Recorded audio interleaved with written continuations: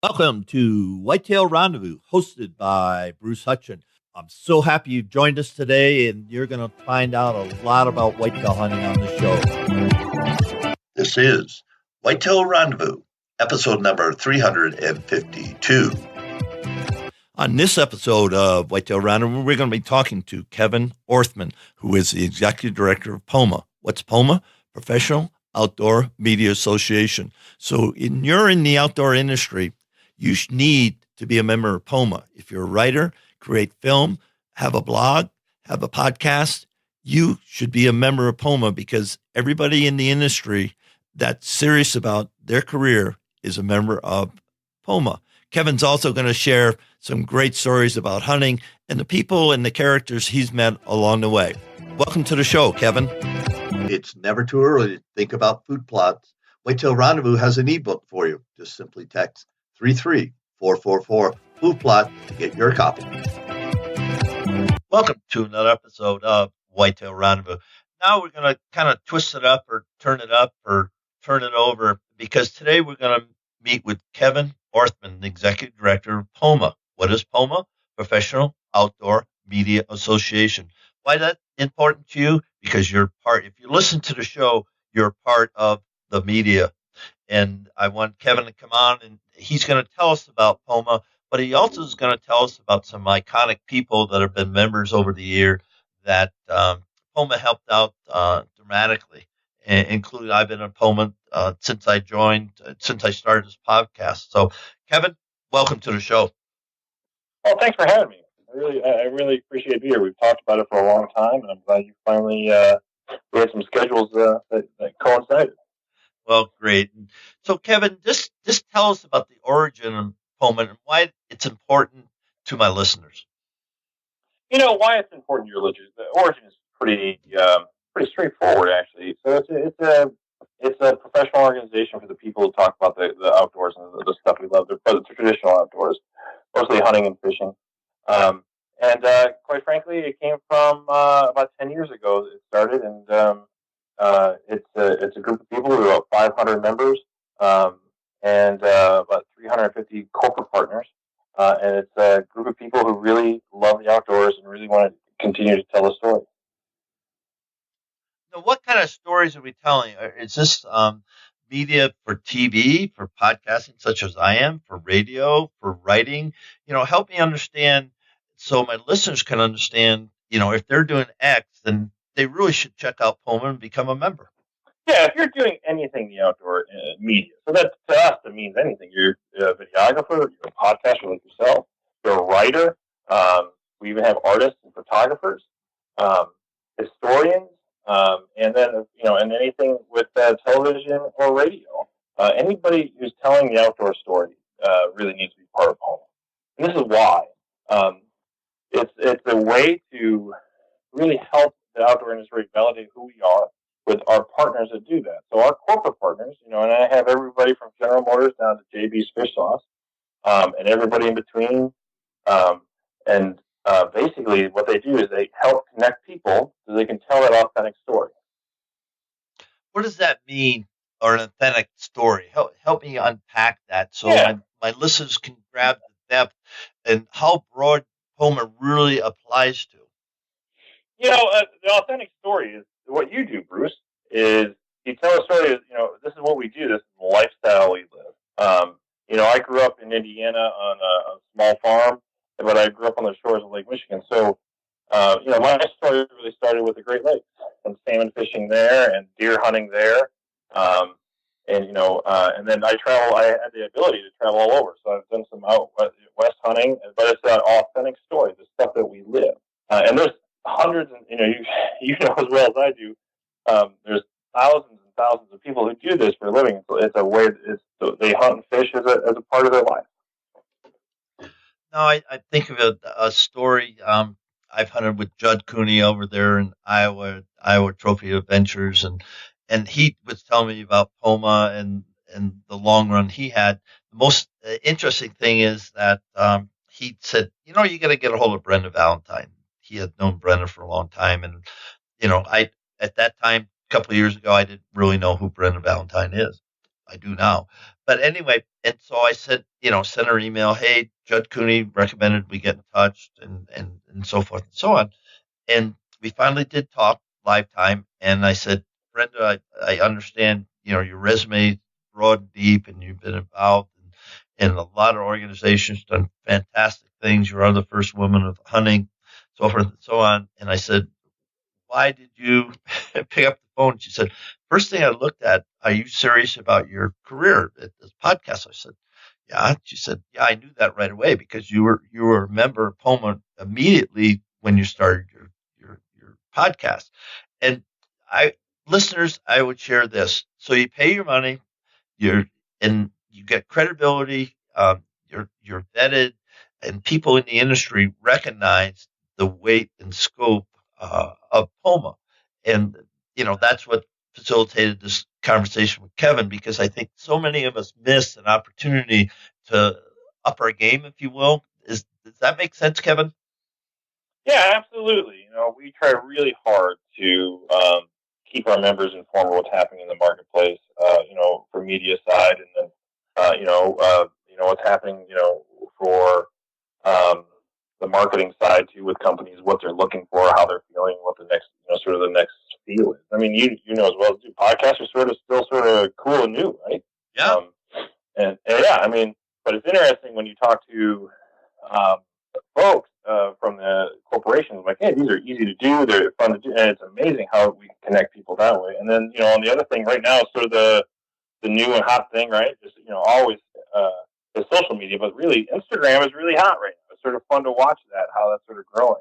So, and how you tell your story in one picture. So, so it's a cool sort of, it's ever evolving. We have ebooks, we have, the list keeps continuing, but there's still a place for that.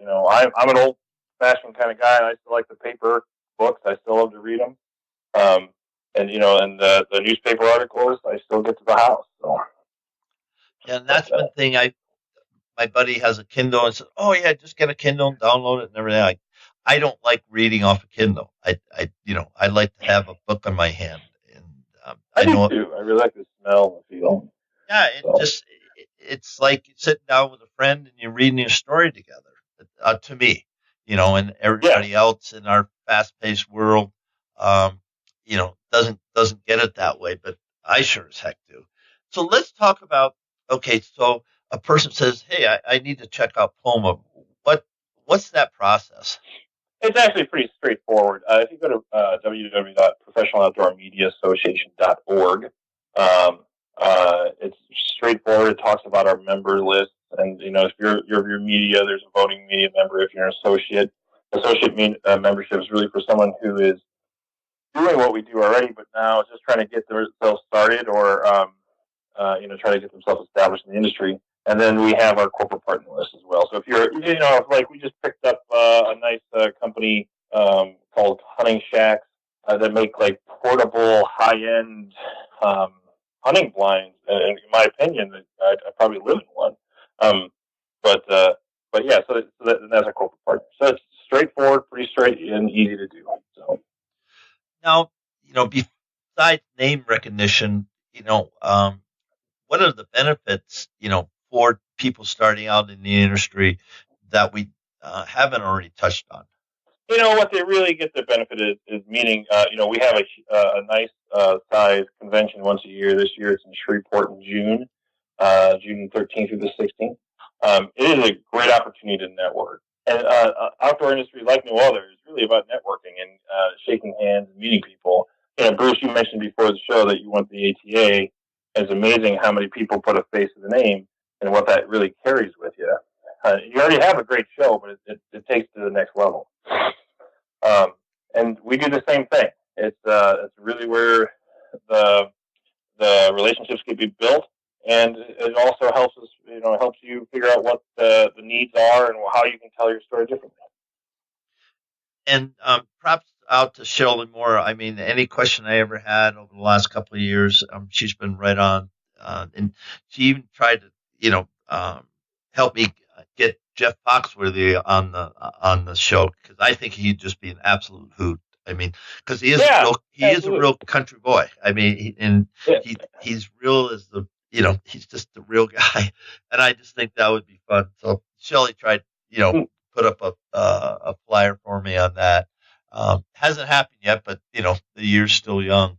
That's for sure. Yeah, absolutely. Shelly keeps me in line all the time. I really appreciate all the hard work she does. So Shelly is our membership director, and she's the lady that works behind the scenes and a lot of the stuff. And I really appreciate everything she does. And the people who know her and appreciate her. And if you haven't met her yet, she's somebody you should meet. So Now let's talk about Kevin the Hunter. Now tell us some of the yeah, escapades about where you've been, what you've done, and who you've hunted with. I've been all over.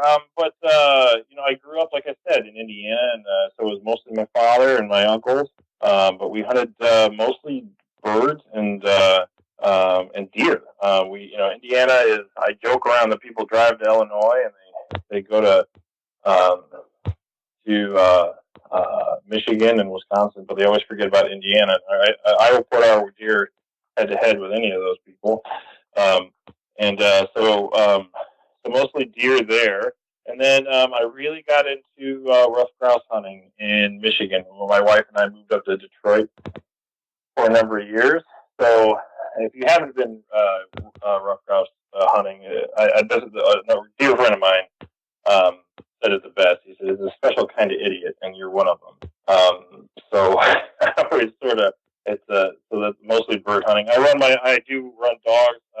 I used to have German short hair pointers, and now I have Brock Frances. And I run them for birds, for pheasants, for chuckers, and I used to guide.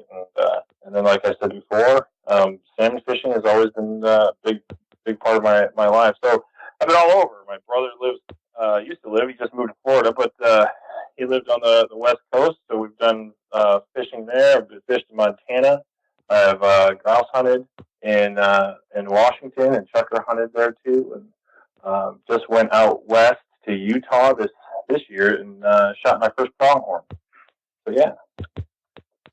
Well, that's kind of fun. Now, do you ever get invited with some of the known writers or anything? Do you ever go out with a Zumbo of the world? Yeah, Or? yeah. Yeah. This year, I went with the guys from Honey Break and the Drew Keith. If you know where Honey Break is, it's sort of like it is a duck hunter's playground. It's 22,000 acres of and that's all they do for it. So I got to hunt with those guys. This was Scobie and I. We're in Utah. We were at the same camp together this year. Sort of cool, and we have some other hunts planned. And Brandon Butler and I from the Conservation Federation of Missouri have hunted together and fished together. He's an incredible writer. But yeah, it's fun. It's funny, Bruce. People ask me all the time, "Do you get to hunt with these people?" And it's really like hunting with your friends. So I don't really. I admire what they do, but they're just great people to be with. So and their knowledge is amazing. How did the hunting tradition in your family get started? I really would say I don't know. I don't know when the starting was. It was probably a necessity, to be honest with you. My dad grew up on a farm, a working farm in Union Mills, Indiana, and a little town. And it was the kind of town that had. I mean, his farm had working Belgians and plow horses. So he tells stories of hunting quail on the farm for Thanksgiving. His mother was an incredible cook, and so back then deer weren't as prevalent. I still I was just telling this story to my son. I remember even in my early lifetime, I remember us going to church and we would stop if we saw a geese or a deer on the side of the road because they're just not they weren't there. But no, so I guess it started back then. He was a trapper, he was a fisherman, and that's how he got his. He worked through high school, but he also trapped on his property, and mostly for mink and muskrat. And so yeah, it's just a part of our lives. Always has been.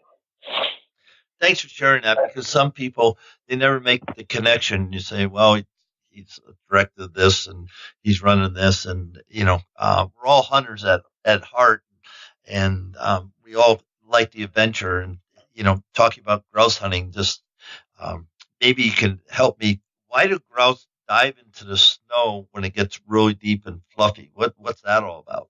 I assume it's always to keep warm or just to annoy me and my dog. That's the only two sensible things I can come up with. But well said. Well said. So I don't know if you're much of a grouse hunter, if you've hunted grouse before. But unlike pheasant hunting, and I enjoy both, but it's not open. It's you're in the thick aspens, and I've taken a lot of people. They've said, "Hey, I really want to go." I said, "Sure." Either you're going to love it, you're going to hate it. But the lodge is nice. That's how usually the letters are usually written. So yeah, they are a bird to contend with. It's still a part. Woodcock and grouse is still a huge warm place in my heart. So. Well, I'll just share this little tidbit. When I was 10, 12 years old, living in Foster Center, Rhode Island, I had a single shot, pulled the hammer back, HR Topper. I think that's what it was called. Anyway, that's a good gun. Well, and so we had a little, can't call it a farm. My family owned 80 acres, and so my father really didn't hunt. But, I got checked out and my neighbor took me hunting. But anyway, I was out one Sunday morning and I saw I saw wings on the snow and I'm going, what the heck is there? I didn't see any feathers. So I didn't think a hawk had gotten one. So I'm just kind of looking at it and I didn't know what I was looking at. And all of a sudden the snow erupts and the feathers go and I lifted a gun and bang, I got my first rough grouse at 10 or 12 years old.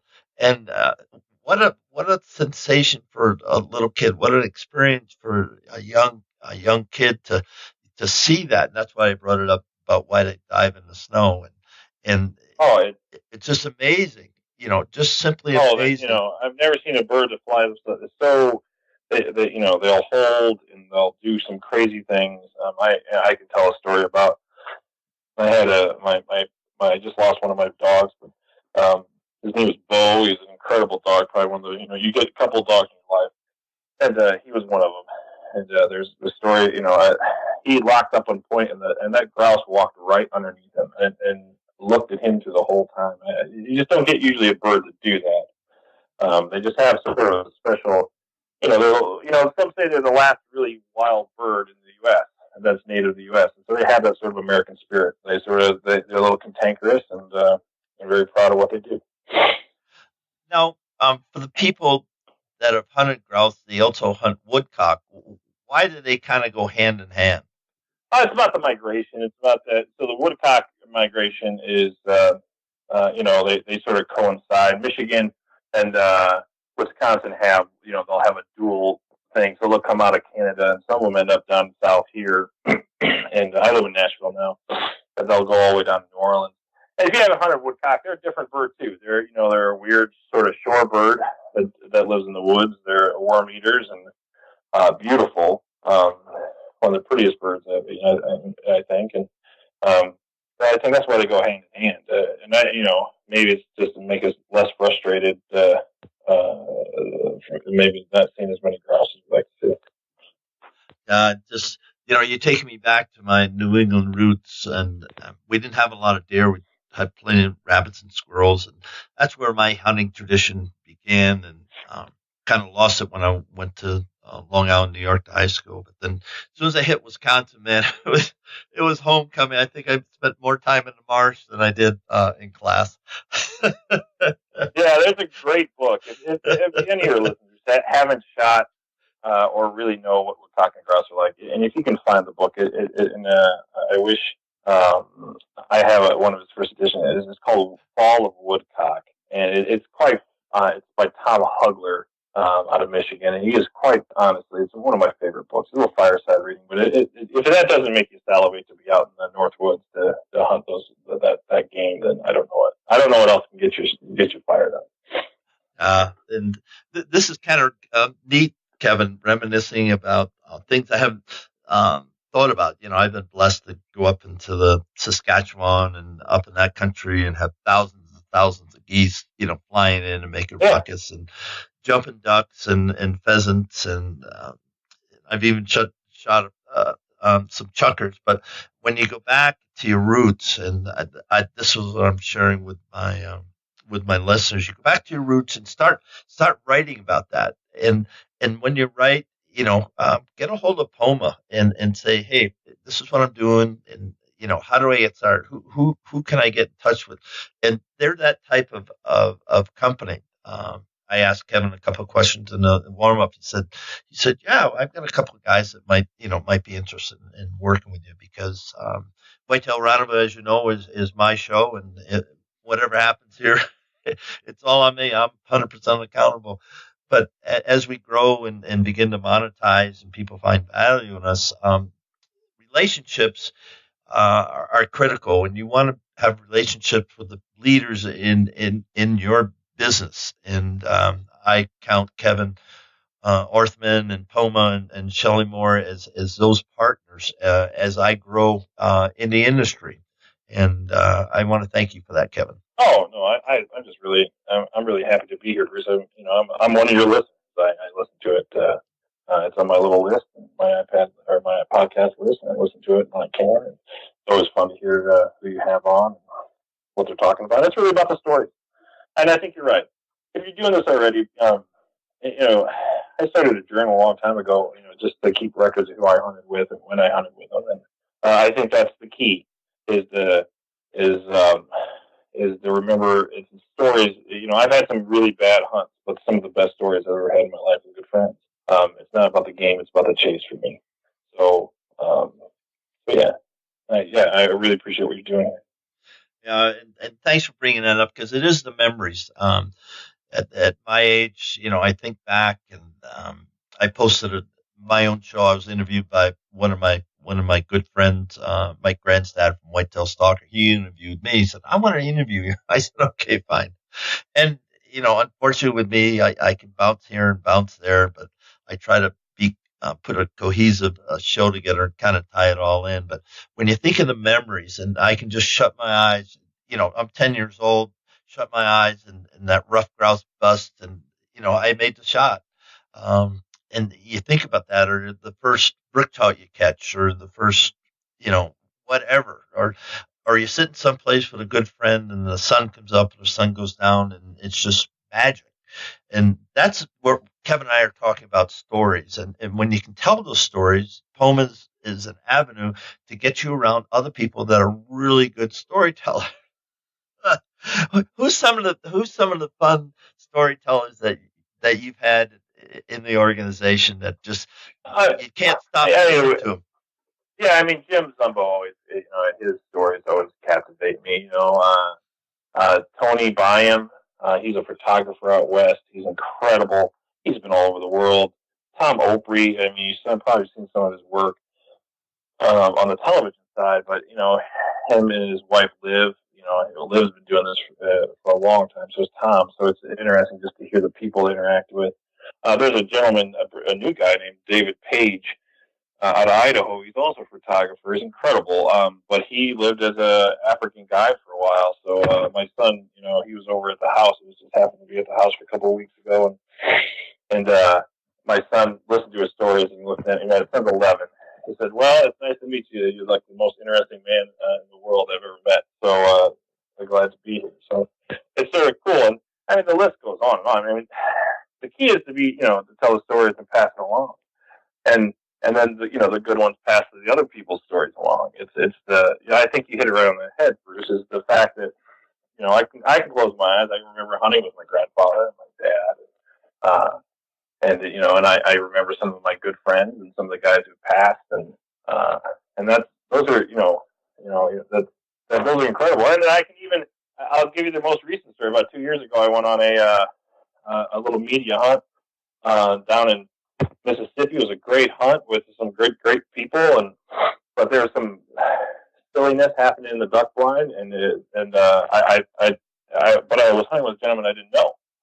And SHOT Show came around. I haven't seen this gentleman for, almost 2 years. And we're walking down the hallway at SHOT Show, and he's like, "Hey, you're the guy hunting. Remember the worst day of duck hunting ever?" I said, "Yeah," and that's how we remembered, and that's how we were connected. So, but we laughed about it, had a great time.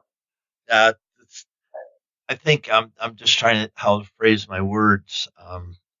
We've all been up against it in situations we weren't there, but when we get downstream on them, fortunately, nothing really bad happened. We can look back and say, lessons learned, but you have a bond, just like you had this bond with the gentleman, worst Buck Henry they've ever been on, but there you have something that you can share together that lasts forever, and that's what hunting's about.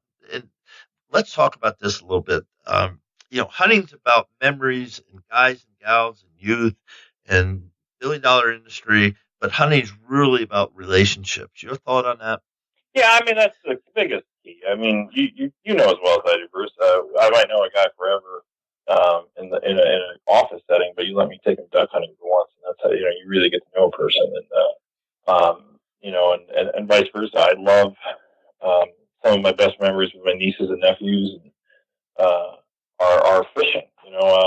It's I'm at the age where I have little. My son's the oldest.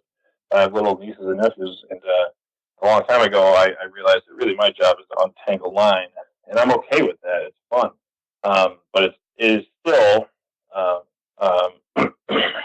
it is still amazing to me when you watch a kid get that SEG, and you're a family show, so you guys have to look at what an SEG is. But when they catch their first fish, or just bring in something, or even a little sunfish, it's just awesome.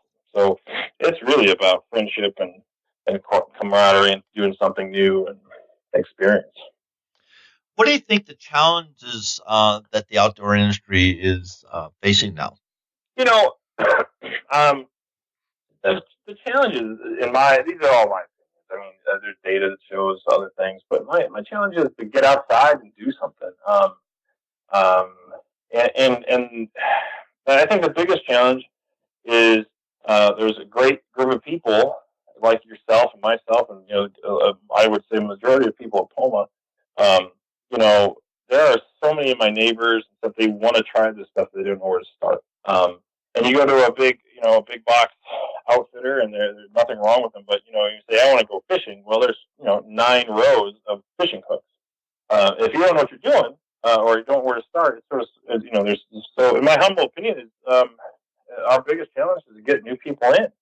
Let's take your friend hunting. If you have a neighbor or a coworker says I've always wanted to try, okay, come on, let's do it. And that's my biggest thing. And then I always fear, it's sort of a hot topic right now, is the access to public land, and I grew up on public land. Indiana has some of the best public land, in my opinion, in all of the nation. I mean, they really tend it, and they really do a great job. But yeah, so that's where do you go? And I just want to see those access points close up. We've covered a lot of ground, and Kevin Orthman, thank you so much for sharing about POMA. And listeners, check it out. Whether you just wrote your first article and trying to get it submitted, there's a lot of tools you get by membership. And plus, I hope to get this report this year just to hang out with the people that I've read their work or seen their work or enjoyed their photographs. And you become part of the community, and that's one reason why you go to these events, is to become part of the community and make connections that help us all. So, Kevin, you got a minute or two to give some shout outs, and then we're going to wrap the show. Absolutely. Like I said, POMA, professionaloutdoormedia.org is the website. Please stop by. We're at POMA, POMA _HQ on Instagram, Twitter, POMA HQ. But Shreveport, Louisiana this year, June 13th through the 16th for a national conference. That'd be one heck of a time. And the food is going to be incredible, and we have some great guests sort of getting lined up. And and Bruce, I really appreciate you having me here, man. I really do.